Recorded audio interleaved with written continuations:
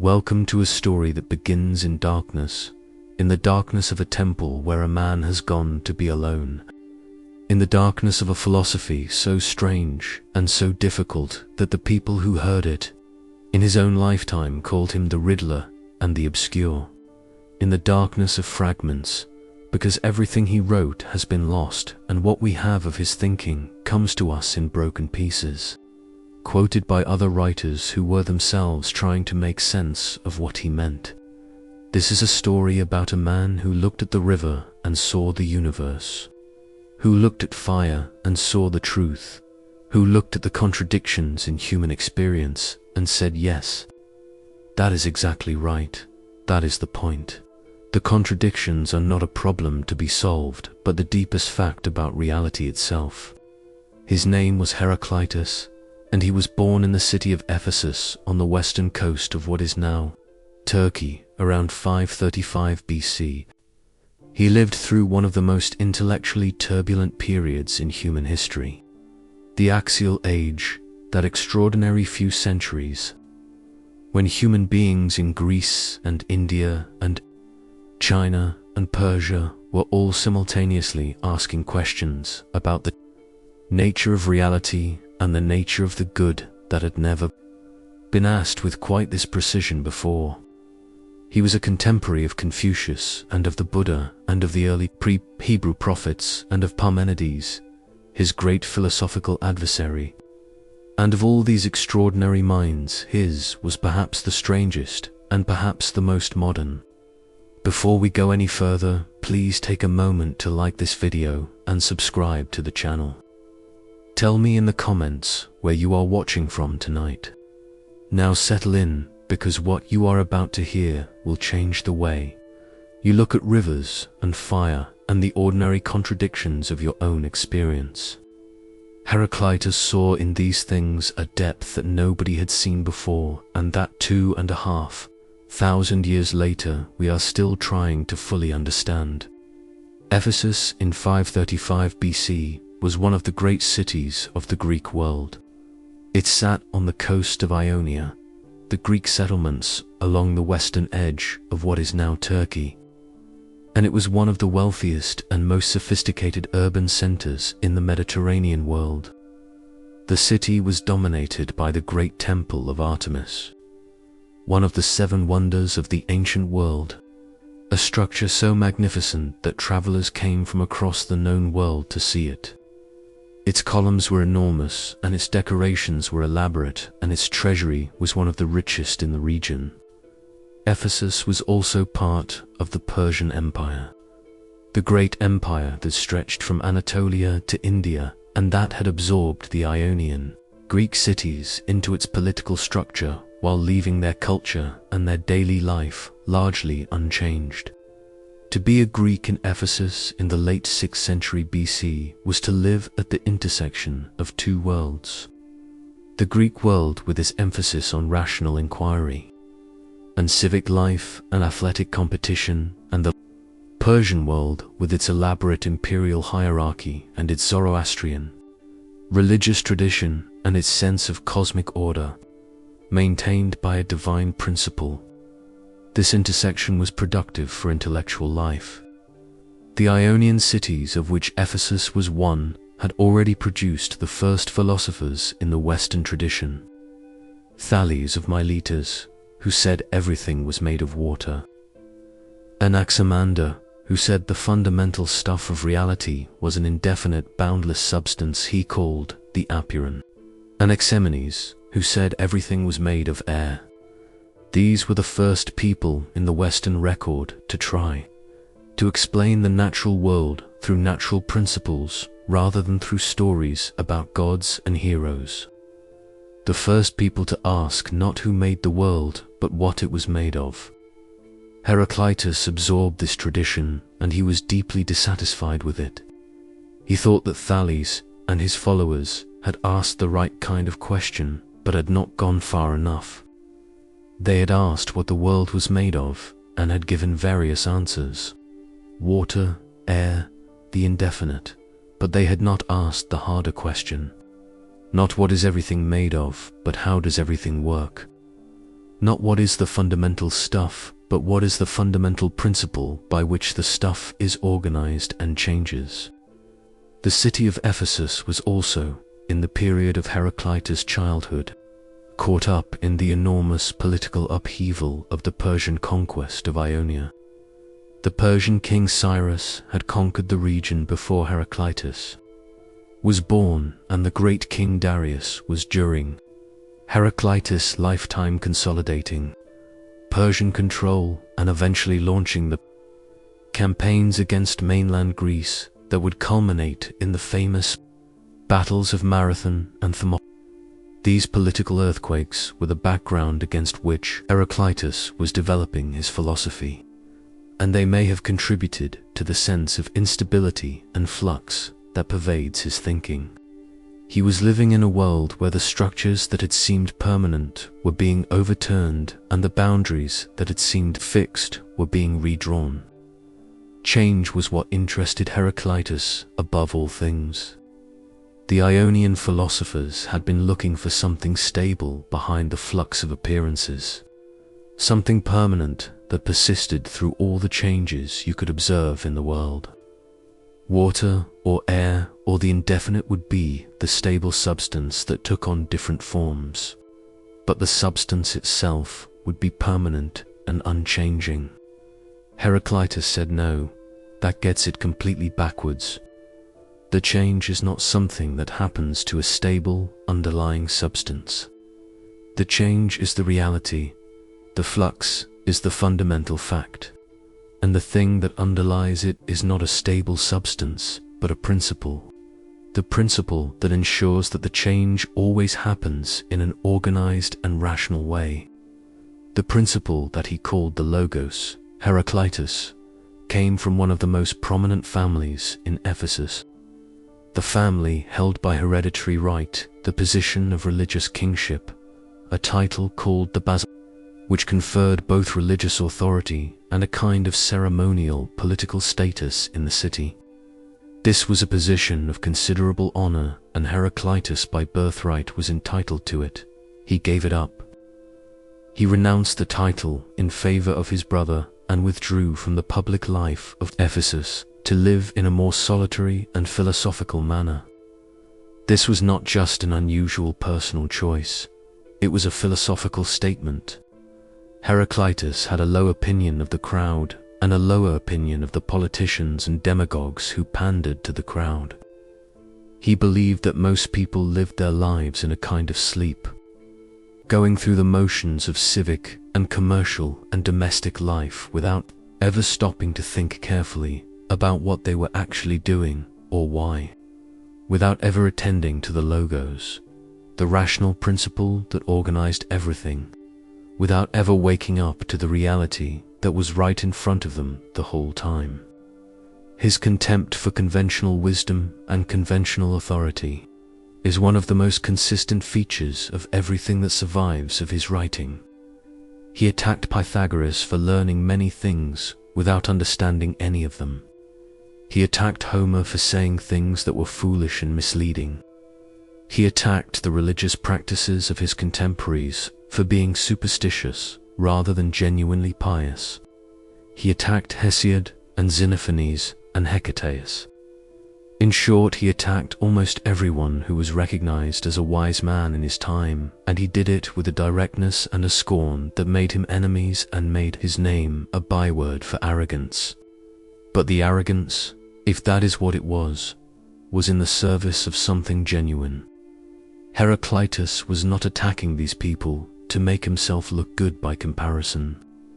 He was attacking them because he believed they had made fundamental errors about the nature of reality, and that these errors had consequences, that a person who misunderstood the deep structure of the world would also misunderstand how to live in it, that wisdom about the nature of things and wisdom about the nature of the good life were not separate questions but aspects of the same question. He also attacked the citizens of Ephesus themselves.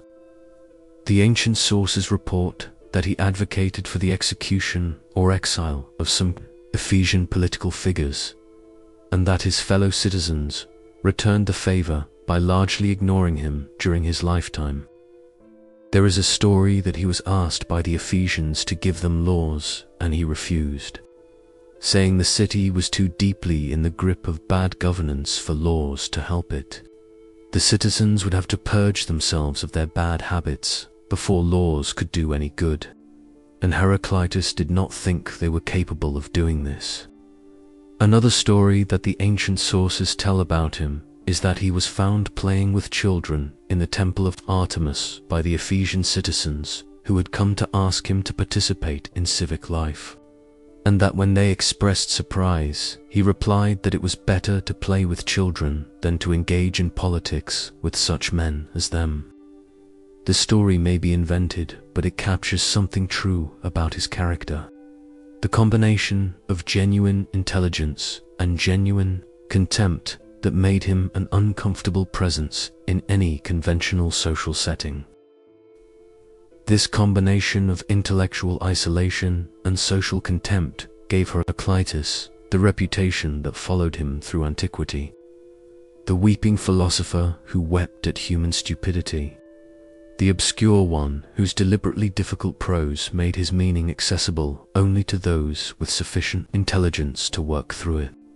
The riddler who expressed his deepest insights in the form of paradoxes that sounded like nonsense until suddenly they did not. He deposited his book, or what we now call his book, because it is not clear he wrote a single continuous work rather than a collection of sayings, in the temple of Artemis for safekeeping, which was both a practical measure given the treasuries that temples served as and a philosophical statement. He was offering his thoughts to the goddess rather than to the city that had failed to appreciate them. What survived of that deposit, quoted and paraphrased by later writers, is approximately 130 fragments. And from those fragments we have to reconstruct one of the most radical and most fascinating philosophical positions in the history of Western thought. The most famous thing Heraclitus ever said is also one of the most misunderstood. You cannot step into the same river twice. This is usually taken as a simple observation about change. Rivers are constantly changing. The water that was there a moment ago has flowed downstream and new water has taken its place. So in a literal sense, you cannot step into the same water twice. The river is always different water. This is true, but it misses the point. The paradox Heraclitus was gesturing at is much deeper and much stranger than a simple observation about flowing water. The paradox works like this. When you step into a river, you are stepping into something that is at the same time the same thing and a different thing. It is the same river. It has the same name and the same banks and the same general character and the same relationship to the landscape. It is what we call the meander or the Nile or whatever river it is. And yet every molecule of water in it is different from the water that was there a moment before. What makes it the same river is precisely the fact that it is always changing. A river that stopped flowing and held the same water in place would not be a river at all, but a lake or a pond. The unity of the river is constituted by its flux. The identity of the thing is maintained through its constant change. Not despite that change, but through it. What makes the river what it is the process of flowing. And a process is by definition always different at every moment, and yet always the same. This is Heraclitus looking at the river and seeing the universe. Everything is like the river. Everything maintains its identity through a process of constant change. The fire that is burning in the hearth is not the same fire it was a moment ago. The wood that was there has been consumed and new wood has taken its place. Yet it is the same fire. Its identity consists in the process of burning, in the constant transformation of fuel into heat and light. And everything in the universe is undergoing this kind of constant transformation. The world is not a collection of stable things that occasionally change. It is a collection of processes that are always changing, and that are what they are precisely because of how they change. A stone that is being gradually weathered by wind and rain is not a stable thing that happens to be slowly eroding. It is a process of erosion that happens to be currently at this particular stage. When Heraclitus says you cannot step into the same river twice, he is saying something about everything. Not just rivers. Your body is not the same body it was 7 years ago. The cells have been replaced. The molecules have been exchanged. You are a river of biological processes that maintains its pattern through constant material turnover. The river of you is the same river even though the water is always different. There is another version of the river paradox in the fragments that is even more radical. One ancient source says that Heraclitus wrote that we step and do not step into the same rivers. We are and are not. This extends the observation from the river to the person stepping into it. Not only is the river always changing, but so are we. And the question of whether the person who steps into the river now is the same person who stepped in a moment ago is as genuinely difficult as the question of whether the river is the same river. This anticipates by 2 millennia the problem of personal identity that has been one of the central puzzles of modern philosophy. What makes you the same person over time? If your body is continuously replaced and your memories are continuously modified and your beliefs and values change through experience, then in what sense are you the same person you were as a child? The Heraclitean answer is that you are the same person in the way that the river is the same river. The identity is maintained through the pattern of change rather than through any stable, unchanging essence. The philosopher Derek Parfit spent much of the 20th century working through the plenations of exactly this question and arrived at conclusions that are strikingly. Parfit argued that personal identity over time is not a matter of some deep, further fact, but simply a matter of the continuity of certain psychological connections. Memories, intentions, beliefs, character traits that chain one moment of experience to the next. There is no self that persists unchanged through time. There is a pattern of psychological continuity that we call the self, in the same way that there is a pattern of flowing water that we call the river. Whether Parfit was reading Heraclitus, we cannot know. But the conversation across 2.5 millennia is unmistakable. The river is still posing the same question, and philosophy is still working through its implications. The concept that stands at the center of Heraclitean philosophy and that gives his observations about change their full philosophical weight is the logos, a Greek word that has been translated as word, reason, discourse, principle, account, and several other things, none of which quite captures the full range of what Heraclitus meant by it. The logos for Heraclitus is the rational principle that organizes the universe. The reason why the change that is everywhere in the world is not random chaos, but organized and structured change that follows consistent patterns. It is why the river flows in this direction rather than that one. Why fire rises rather than falls. Why the seasons follow each other in order. Why day follows night and night follows day with absolute regularity. But the logos is not just a principle that operates in the external natural world. It is also the principle that ought to organize human thinking and human life.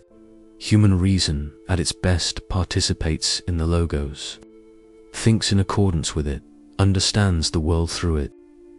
And this is why Heraclitus is so contemptuous of the many, the people who live their lives without attending to the logos. They are awake physically but asleep intellectually. They are moving through a universe governed by a rational principle that they never bother to attend to or understand. The logos is eternal. It was there before the world came into being, and it will be there. after whatever particular configuration the world currently has is gone. Everything particular is temporary, but the Logos is permanent. And the Logos is accessible to human reason precisely because human reason is itself a manifestation of the Logos. We can understand the world because we are made of the same stuff as the world. The rational principle in us responds to the rational principle in the universe. This connection between human reason and the structure of the universe is one of the most important ideas in Western philosophy, and it originates, or at least is, clearly and powerfully expressed for the first time in the fragments of Heraclitus. The idea that the universe is rationally ordered, and that human reason is the faculty by which we grasp that rational order is the foundation of the entire scientific enterprise. It is the reason why mathematics can describe physical reality. It is the reason why logical argument can tell us something true about the way things are. It is the assumption that underlies every attempt to understand the world, through reason rather than through tradition or authority. Heraclitus also says that the Logos, though present to everyone, is something that most people fail to understand both before and after they have heard it. This is a fascinating and paradoxical observation. The Logos is not hidden. It is not esoteric knowledge available only to the initiated. It is the common principle of everything. It is what you are surrounded by at every moment. It is what you yourself are constituted by, and yet people walk through their entire lives without noticing it or attending to it. This sounds paradoxical, but it is actually a precise observation about human cognition. We are surrounded by the regularities of the world, but we mostly take them for granted rather than attending to them as regularities. We use language without thinking about the structure of language. We reason without thinking about the structure of reasoning. We live in time without thinking about the nature of time. The Logos is everywhere, but attending to it as the Logos requires a specific kind of intellectual effort that most people do not make. Heraclitus believed in the Logos with the intensity of a religious conviction. He did not derive it from observation alone. He saw it everywhere, and he found it compelling, and he was angry at the people who failed to see it. The Logos also has an ethical dimension that is easy to miss if you focus only on its cosmological aspects. Because the Logos is common to all rational beings, it provides the basis for a common morality. The fragmentary evidence suggests that Heraclitus believed that human laws ought to be derived from the divine law, which is the Logos, that the city ought to be governed by reason rather than by the arbitrary preferences of its rulers or the uninformed passions of its citizens, that what is right is not determined by convention or by power, but by the rational structure of things. This makes Heraclitus an ancestor of natural law theory. The idea that there are moral principles that are not invented by human beings, but discovered by them in the structure of reality. That the question of how we ought to live has an answer that is not merely a matter of cultural preference, but is grounded in the nature of things. This is an idea that has been enormously important in the development of Western ethics and law, and it has a clear Heraclitean root. One fragment that has always attracted particular attention says that it is law also to obey the counsel of one. This seems at first like an advocacy for tyranny, but in context it means something quite different. The one whose counsel should be obeyed is not an individual human ruler, but the Logos itself, the rational principle that is common to all. Obeying the Logos is not obedience to any human authority, but the opposite of obedience to human authority. It is the refusal to let human convention or human power override what rational attention to the nature of things reveals. If the Logos is the principle by which the world is organized and change is the fundamental character of the world, then what is the world made of? Heraclitus answered this with the most dramatic and the most easily misunderstood of all his doctrines. Fire, everything is an exchange of fire. Fire is the primary element. All things are transformations of fire, and fire is a transformation of all things. As gold is exchanged for goods, and goods for gold. This is not the claim that the fundamental material of the universe is literally flame. Heraclitus was not a naive chemist claiming that wood and stone and water were all secretly made of fire in the way that Thales had claimed they were all secretly made of water. Fire for Heraclitus was a symbol as much as a literal description. It was the element that best exemplified the kind of being that he thought was fundamental. Think about what fire is. It is not a thing in the way that a stone is a thing. A stone can sit in one place and remain itself without doing anything. Fire cannot. Fire is a process, not a thing. It is what happens when fuel is being consumed. It exists only as long as it is consuming and transforming. Take away the fuel and the fire is immediately gone. It has no existence apart from the process of transformation that constitutes it. It is pure process, pure change, pure flux, and yet fire has an identity. A particular fire burning in a particular place is recognizably itself, even though every moment it is consuming new fuel and producing new heat and light, in the material that constitutes it at any given instant is different from the material that constituted it a moment before. The identity of the fire is the pattern of the transformation, not any particular stuff that is being transformed. This is what everything is like.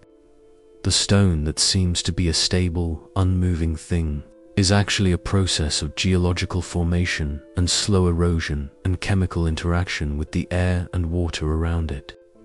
Moving through time, always changing, defined by the pattern of its changes rather than by any fixed essential nature. We perceive the stone as stable because we perceive it on a time scale that is too short to see the change. But zoom out to geological time, and the stone is as obviously a process as the flame. The fire doctrine also connects to Heraclitus' most startling and most difficult idea, the unity of opposites. One of the fragments says that the path up and the path down are one and the same. Another says that the beginning and the end of a circle are the same point. Another says that in the river, the water you step into and the water you step out of are different, yet the river is one. Another says that the name of the bow is life and the work of the bow is death. These are not mere word games or clever paradoxes designed to impress. They are pointing at something Heraclitus thought was genuinely true about the structure of reality. That opposites are not simply different from each other, but are defined by each other.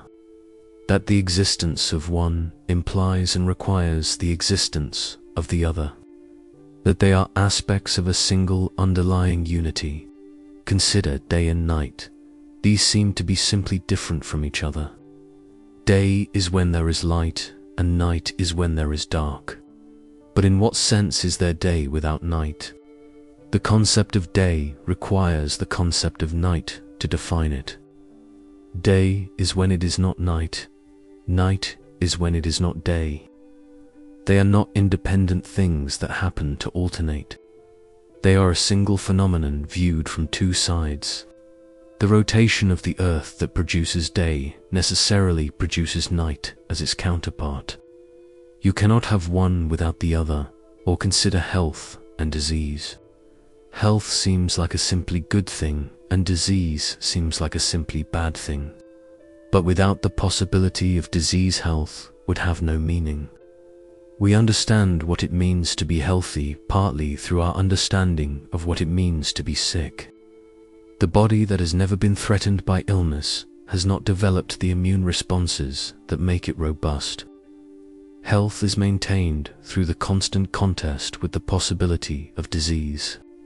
It is not a static condition, but a dynamic equilibrium. The tension between opposites, the contest of forces pulling in different directions, is for Heraclitus not a problem but the source of everything good and everything real. He says that strife is the father of all things and the king of all things. He means this seriously.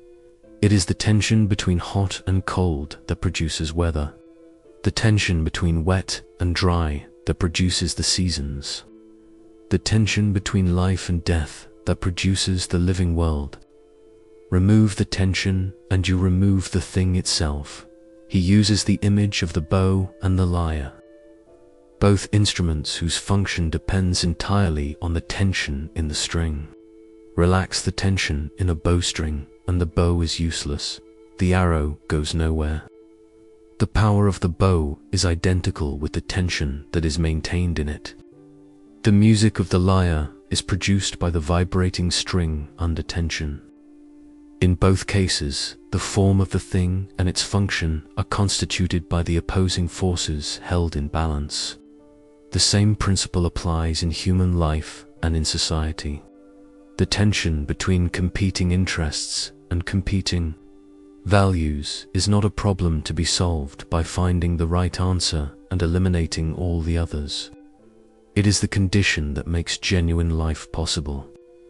A society without any conflict would be a society without any movement, without any growth, without any creativity. The opposition and the tension are what generate the dynamism that makes things happen. This does not mean that all conflicts are equally valuable or that strife for its own sake is good. Heraclitus is not advocating for war or for social chaos. He is making an observation about structure, that living systems are characterized by tension and opposition, and that attempts to eliminate tension entirely are attempts to eliminate life itself. One of the most persistent themes in the Heraclitean fragments is the contrast between those who are awake and those who are asleep, between those who attend to the logos and those who do not, between those who understand the unity that underlies the apparent diversity of the world and those who see only the diversity without the unity. The many, Heraclitus says, live as if they have private understandings, while the logos is common to all. They go through life treating their own opinions and their own partial perspectives as if they were the whole truth, never attending to the principle that governs everything and that is in principle accessible to everyone, who is willing to look carefully enough. The contrast between the private world of individual opinion and the common world of the logos is one of Heraclitus' most important contributions to philosophy. He is drawing a distinction between the way things merely seem and the way they are, between the partial perspective of a particular person embedded in a particular time and place and the full perspective of someone who has attended to the rational structure of the whole. The many are like dreamers, each dreaming their own dream. The wise person is like someone who is woken up to the shared reality that all the dreamers are embedded in without knowing it. This distinction will be enormously influential in subsequent philosophy. Plato will develop it into the distinction between the world of appearances and the world of forms. Aristotle will transform it into the distinction between the way things appear to the senses and the way they actually are. The Stoics will use it as the basis of their cosmopolitan ethics. The idea that beneath all the differences of culture and custom and individual perspective, there is a common, rational nature that all human beings share. But Heraclitus is also doing something more specific with the sleep and waking imagery.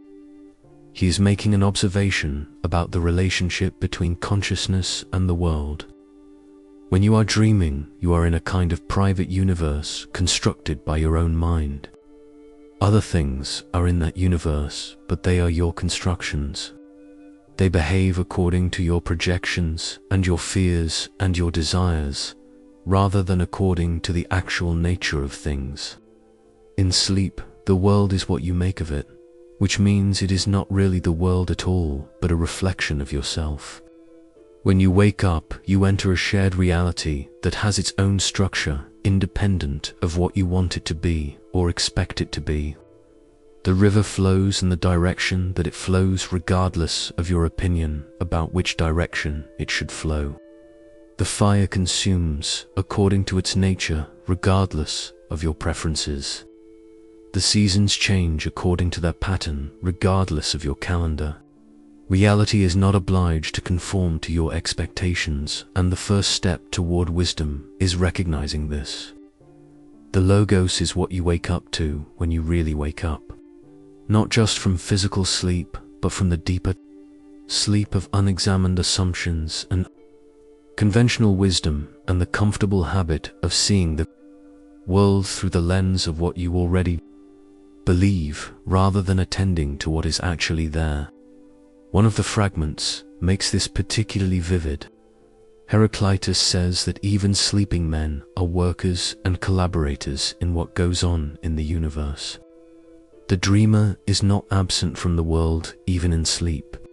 The processes that constitute the dreamer continue operating according to the logos. The heart beats and the blood flows and the cells divide and the immune system works. All of this happens according to the rational pattern of the cosmos, whether the conscious mind attends to it or not. But the person who is fully awake to the logos participates in it consciously, voluntarily, with understanding, and this conscious participation is the highest form of human life. There is a dimension of Heraclitus that is harder to discuss, but that is present in the fragments, and that is important to understanding the full picture. He is a thinker who takes suffering and death and the darker aspects of human experience very seriously, and who refuses to explain them away or to pretend that a fully rational account of the world is also a comfortable one. The unity of opposites cuts both ways. If day and night are two aspects of the same thing, then so are life and death, and Heraclitus does not flinch from this. The fragments contain several observations about death that are striking in their directness. Immortals are mortal, and mortals are immortal, each living the other's death and dying the other's life. This is not mysticism. It is a precise observation about the way in which life and death are not simply different states, but aspects of a single continuous process. The atoms that make up your body were once part of other things. The food you have eaten and the water you have drunk were once parts of plants and animals and minerals. When you die, those atoms will be redistributed into other things.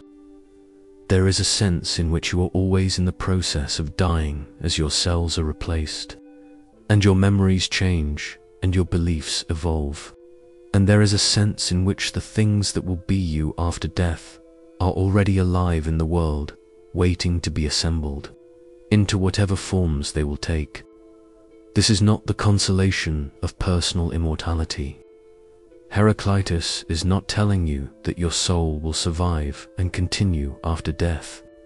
He is telling you something stranger and perhaps more interesting, that the distinction between the living and the dead is not as absolute as it seems, that life and death are processes within a larger process, and that the larger process is what is ultimately real. He says things that are more directly and uncomfortably dark. The sun will not overstep its measures, for if it does, the Furies, the ministers of justice, will find it. The universe is governed by a kind of cosmic justice that enforces limits and punishes excess. This is not the warm, providential universe of monotheistic religion, but a more impersonal and more demanding order. The order of a cosmos that will correct any imbalance with the same indifference to individual welfare that fire shows when it burns what it finds. He also says that to God all things are fair and good and right, but men hold some things wrong and some things right. This is not relativism, it is a statement about perspective. From the perspective of the Logos, the whole process of the universe, including what humans call bad, is organized and rational and in its way perfect. It is only from the limited perspective of the individual human being, embedded in a particular moment and caring deeply about particular outcomes, that things look like failures or injustice. He is also dark about human beings themselves. He says that the most prized qualities of men are childish things compared to what lies beyond them. That human wisdom compared to the wisdom of the divine or the cosmic is a kind of ignorance. That human beings are the most ridiculous of creatures when they compare themselves to the Logos. This darkness is not pessimism exactly. It is the darkness of someone who sees clearly and will not pretend otherwise, who finds in the clear seeing something that is its own kind of profound satisfaction, even when what is seen is not comforting. The fragments of Heraclitus do not leave you feeling warm and reassured, but they leave you feeling awake and attentive in a way that more comfortable philosophies often do not. The ancient nickname, the weeping philosopher, is usually interpreted as meaning that he wept at human stupidity, at the failure of most people to understand what was right in front of them, but it might also capture something else. The genuine sorrow of a person who saw the world clearly and understood that the conditions that make life valuable, the tension, the opposition, the constant change, are also the conditions that make loss and suffering inevitable. You cannot have the river without losing the water. You cannot have the pattern without the individual instances of the pattern coming into being and passing away. Heraclitus deliberately chose a difficult and paradoxical style of expression, and this choice was not accidental or perverse. It was philosophically motivated. He believed that the truth about reality was inherently paradoxical, that it could not be expressed in straightforward declarative sentences without distorting it, that the only way to point at the unity of opposites was through the form of a contradiction that would stop the reader short and force them to attend more carefully. This is why he says things like the road up and the road down are the same road, rather than saying something like the same path can be traversed in two opposite directions. The second formulation is informative and clear and captures the logical content of what he is saying, but it does not arrest attention the way the first formulation does. It does not create the slight shock of apparent nonsense that forces you to slow down and really think about what is being said. The deliberate difficulty of Heraclitean prose has been a source of controversy since antiquity. Aristotle complained that his sentences were ambiguous because it was unclear which words modified which. Later, philosophers variously praised his depth and mocked his obscurity. The nickname, the obscure, stuck to him like a brand and has never been entirely detached from his name. But there is a tradition of interpretation that takes the difficulty seriously as a philosophical choice rather than a personal failing. On this reading, Heraclitus is not being obscure because he cannot express himself clearly, but because he has something to say that ordinary clear prose cannot accommodate. The medium is part of the message. The form of the paradox enacts the content of the philosophy. You cannot understand Heraclitus by paraphrasing him into easier language. You have to sit with the paradoxes themselves until they open up, until the contradiction that seemed like nonsense reveals itself as pointing at something genuinely true. This approach to philosophical writing has a long tradition and a distinguished one, the Zen koan. The deliberately paradoxical question or statement used in Japanese Buddhist practice to provoke a kind of direct insight that discursive reasoning cannot produce works in a similar way. The paradox of the koan is designed to defeat the habitual patterns of rational thinking and open a space for a different kind of awareness. Whether Heraclitus would have recognized the comparison is uncertain, but the structural similarity is striking. He thought that wisdom was rare and that the philosophical intelligence required to understand him was rarer still, and that the inability of the many to follow him was not his failure but theirs. This is not a modest position, but it is a consistent one, and it connects directly to his observations about the sleeping and the waking. Most people are not equipped to attend to the logos, because they have not developed the intellectual discipline that such attention requires. The influence of Heraclitus on subsequent philosophy is enormous and goes in several different directions simultaneously. It is one of the features that makes him such a fascinating figure to trace through the history of ideas. The most immediate response to his philosophy was that of Parmenides, who arrived at almost the exact opposite conclusion. Where Heraclitus said that everything is change and that the permanent underlying reality is a principle of change, rather than a stable substance, Parmenides said that change is an illusion, that true being cannot change because change would require something to pass from being to non-being, which is logically impossible.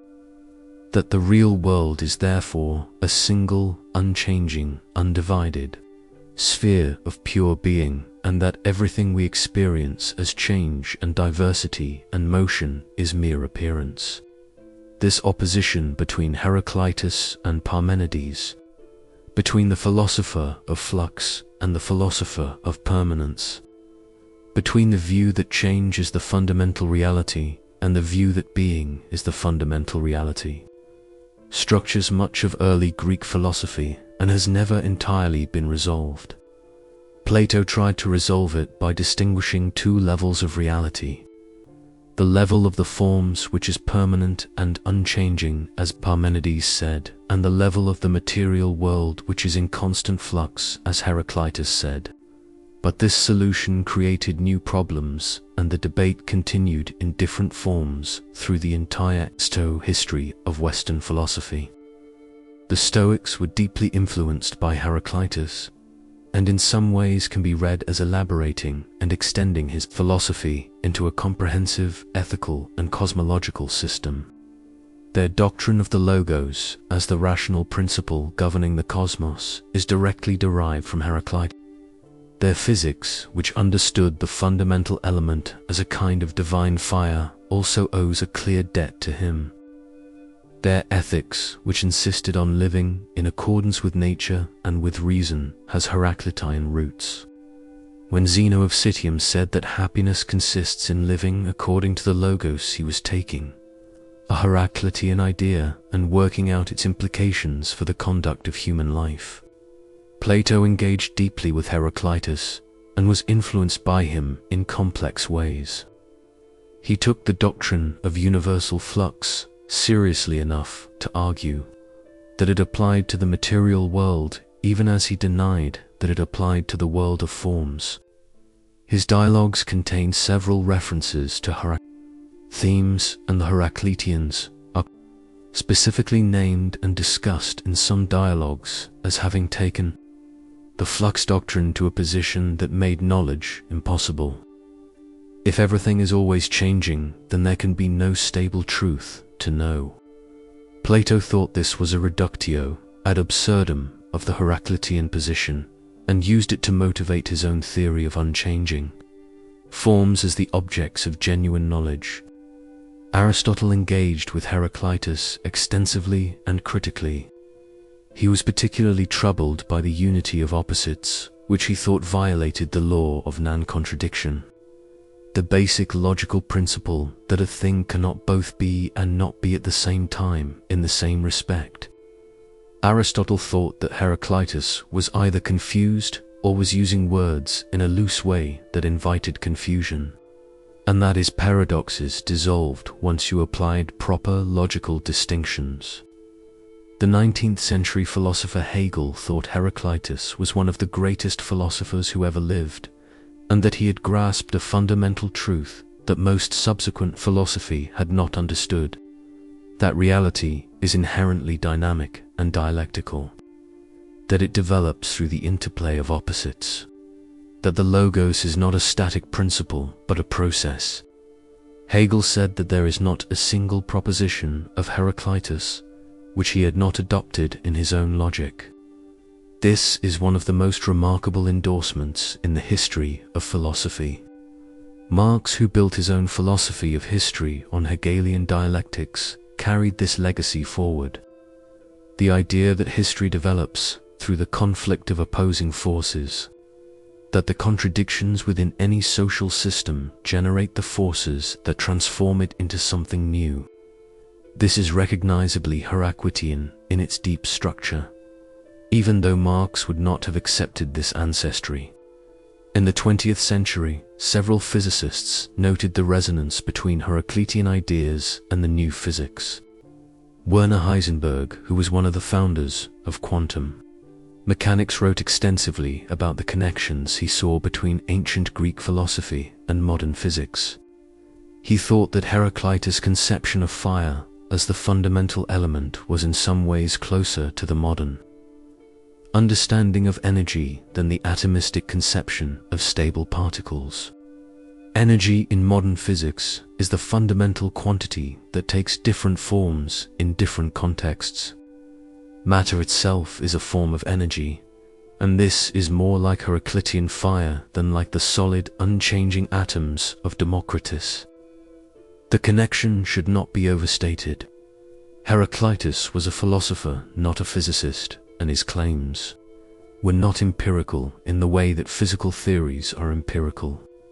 But the structural similarity between the Heraclitean universe, a universe of processes and transformations governed by a rational principle, and the universe of modern physics, a universe of energy fields and quantum processes governed by mathematical laws, is striking enough to deserve attention. Heraclitus lived and thought in Ephesus around 500 BC, and almost nothing of what he wrote survives intact. We have the fragments, the broken pieces quoted by other people who were themselves trying to understand him.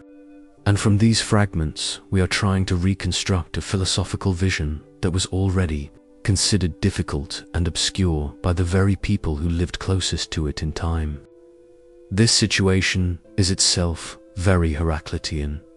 The text that we are trying to understand is always changing, always being interpreted and reinterpreted, always revealing new aspects as we bring new questions to it.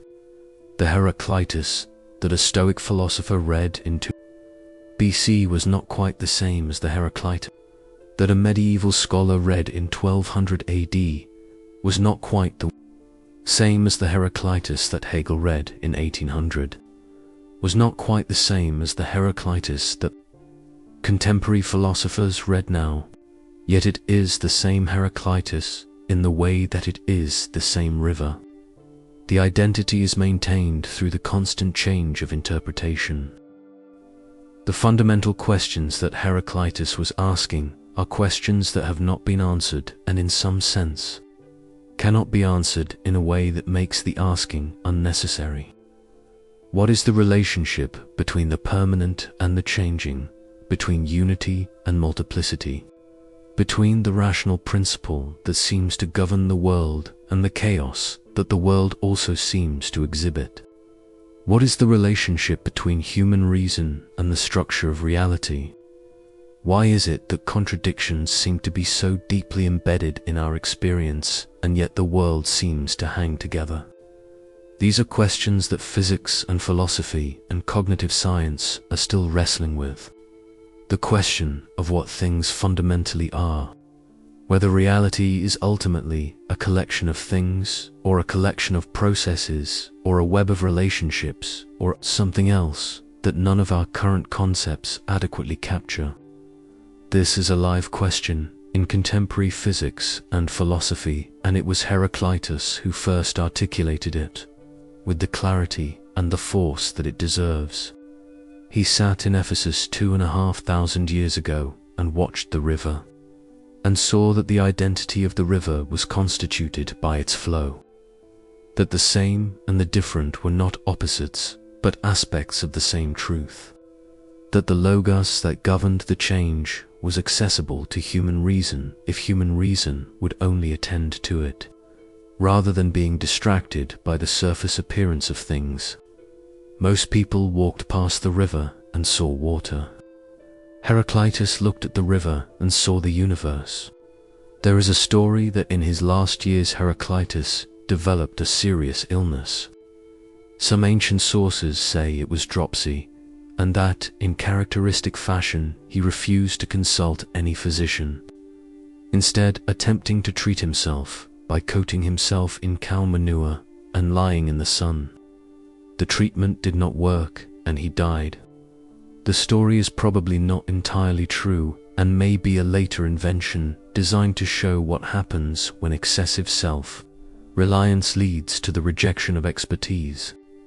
But it is a very Heraclitean death if it happened.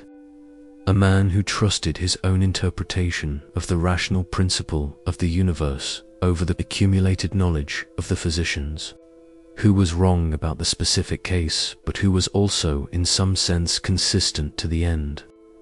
What he left behind was not a system, not a school, not a set of doctrines that could be taught in the way that Euclidean geometry can be taught. He left behind a set of provocations, a set of observations sharp enough to cut through the surfaces of things and reveal the depth beneath. The river is still flowing in those fragments. The fire is still burning, the river still flows. The logos is still common to all. The question of whether we are attending to it or sleeping through it is still the most important question we can ask ourselves. You cannot step into the same river twice, but you can look at the river you are standing in front of right now and ask what it is telling you about the nature of things if you are willing to listen carefully enough. Heraclitus thought that was everything, and he was right about more than the people who called him obscure were willing to admit. The obscurity was not in him, it was in the difficulty of the truth he was pointing at. The truth that everything you think you know as stable and fixed is a process, that the identity you take for granted is maintained through change rather than despite it, that the contradictions you find troubling are not defects in reality but its deeper structure, that the logos runs through all of it and is available to anyone who wakes up enough to attend to it. He woke up in Ephesus 25 centuries ago, and he has been trying to wake us up ever since. There is something to be said about why Heraclitus speaks to us now with particular urgency. We live in a time that is saturated with change. The pace of technological and social and cultural transformation is faster than anything previous generations experienced. The institutions and identities and assumptions that seemed permanent a generation ago are being overturned with a speed that produces in many people a deep anxiety, a longing for stability that the world seems unwilling to provide. Heraclitus would recognize this feeling, and he would have a clear response to it. The longing for stability is the fundamental philosophical error.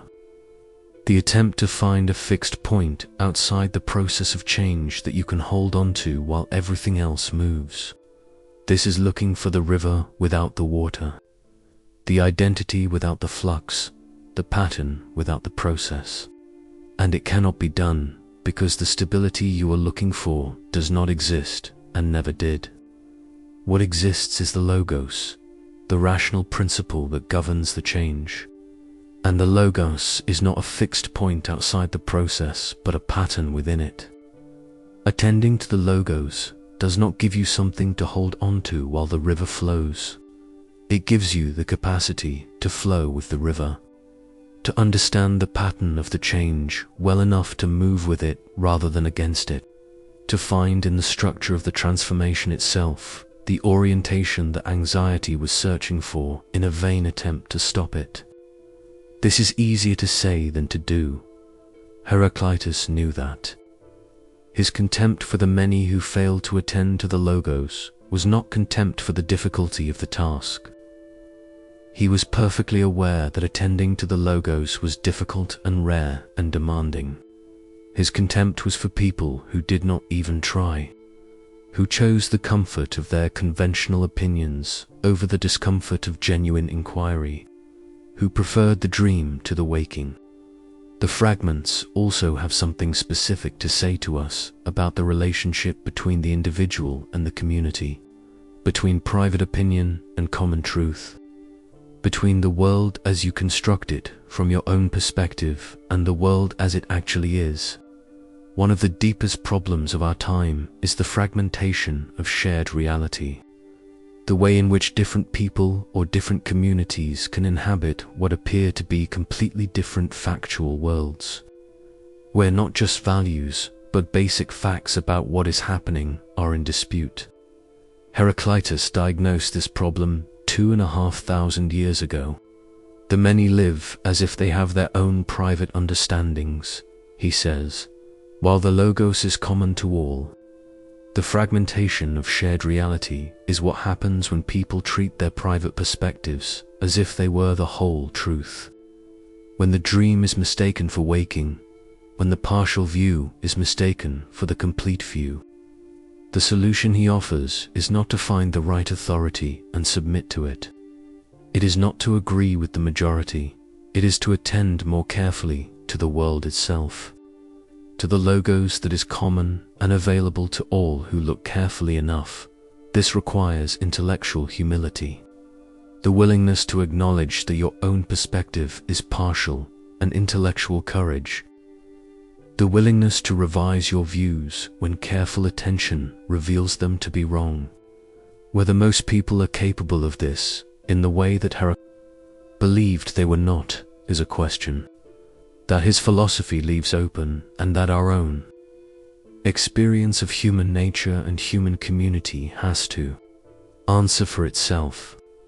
The river still flows, the fire still burns, the logos is still common to all who are willing to attend to it. And the most important question is still the one that Heraclitus posed in Ephesus at the turn of the 5th century BC. Not what will happen next, not what should we hold on to, but what is the pattern in all of this? What is the rational structure that the change is expressing? What does the river look like when you see it whole rather than just the water rushing past your asterisk feet? That is the question of Heraclitus, and it has never stopped being the right question to ask. The path up and the path down are one and the same. You cannot step into the same river twice. Everything is an exchange of fire. Strife is the father of all things. The logos is common to all. He said these things in a ruined fragment of a lost book in a city that no longer exists, and they are still true. There is one more thing worth saying about Heraclitus, and it is perhaps the most Heraclitean thing of all. Everything we know about him is already a transformation. The words we read are not his words, but later writers quoting and paraphrasing and interpreting his words. The man himself is completely gone. The city of Ephesus that shaped him no longer exists in the form it had when he walked its streets. The river he watched has long since changed its course. The fire he used as his central symbol has burned and gone out and burned again in an endless succession of different instances of the same pattern.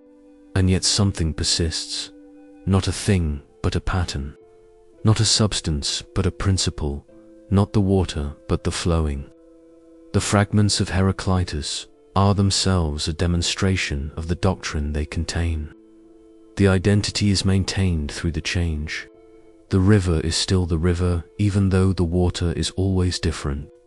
The path up and the path down are one and the same. You cannot step into the same river twice. Everything is an exchange of fire. Strife is the father of all things. The logos is common to all. He said these things in a ruined fragment of a lost book in a city that no longer exists. And they are still true. And that is itself something extraordinary to sit with. The words have changed and the context has changed and the people reading them, have changed, and the world they inhabit has changed. And the truth they are pointing at has not changed at all. Not because truth is the kind of thing that stands still, but because the truth Heraclitus was pointing at is the truth about change itself. And the truth about change cannot be changed away. That is Heraclitus, the most difficult and the most clear of the ancient Greeks. The man who looked at the river and saw everything. The man who is still there every time you stop and look at the water and notice that it is always moving and always the same.